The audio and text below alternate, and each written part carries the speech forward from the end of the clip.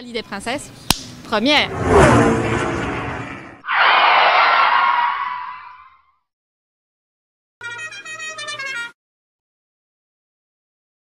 De participer au Rallye des Princesses, en fait, initialement, c'est l'idée de Céline, puisqu'elle connaissait cette course.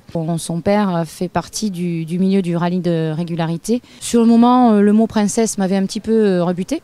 Et puis, à force d'insister, je suis allée regarder sur Internet, je me suis un petit peu renseignée.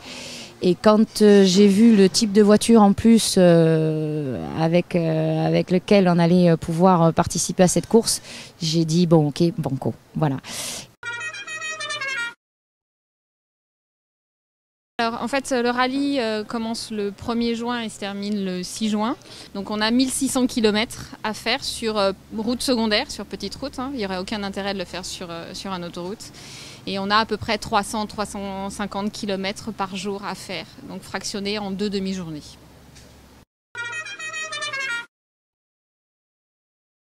Alors cette année, l'édition 2013 compte 90 équipes réparties en 3 catégories: historique, classique, celle dans laquelle nous allons courir, et prestige. Cette année, la particularité, c'est que les équipes sont strictement féminines, il n'y a plus du tout d'équipes mixtes. Et puis, encore 2 particularités, c'est qu'il va y avoir des Calédoniennes. Et donc encore plus large, puisque des représentants de l'hémisphère sud, donc tu te rends compte. Et puis c'est la première fois, oui, les princesses avec la tête en bas, ouais. Et c'est la première fois qu'il va y avoir une Bugatti. Donc du coup, les 90 équipes vont partir le premier jour, les unes après les autres, toutes les minutes. Et les départs suivants tous les jours, ce sera en fonction de l'ordre dans la course cumulée des veilles, voilà, au fur et à mesure. Voilà.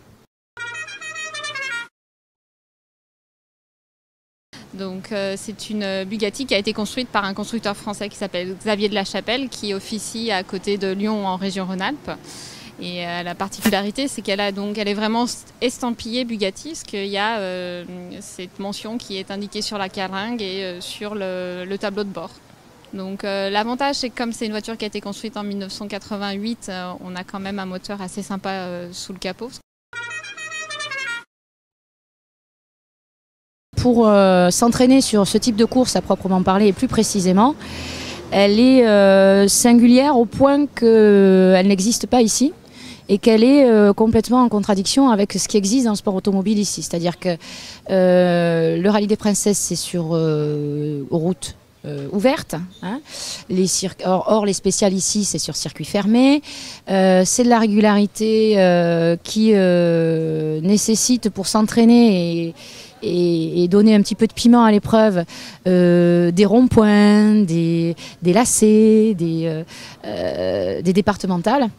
Et là, effectivement, les difficultés de conduite ici, on les a pas trop. Voilà, donc on peut pas trop s'entraîner dans des situations qui correspondent à celles de la course.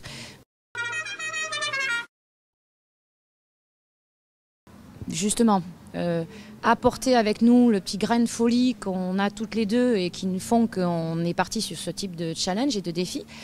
Faire parler la Nouvelle-Calédonie et parler de ça en Nouvelle-Calédonie, c'est-à-dire parler un petit peu d'autre chose, soutenir les femmes calédoniennes et leur dire qu'elles existent, qu'il ne faut pas avoir peur de se manifester, même si c'est pour des trucs qui sont complètement improbables et inutiles, même à la rigueur.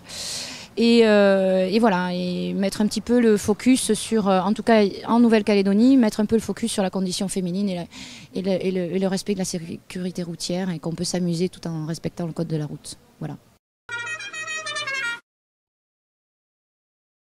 On a la chance d'avoir un certain nombre de soutiens, comme disait Nathalie, certes du milieu de sport automobile. Donc là, on a la Fédération française du sport automobile avec Freddy Ménaché et l'ASANC, l'association du sport automobile de Nouvelle-Calédonie, qui nous a soutenus. On a bien entendu nos 2 coachs qui sont formidables, c'est clair.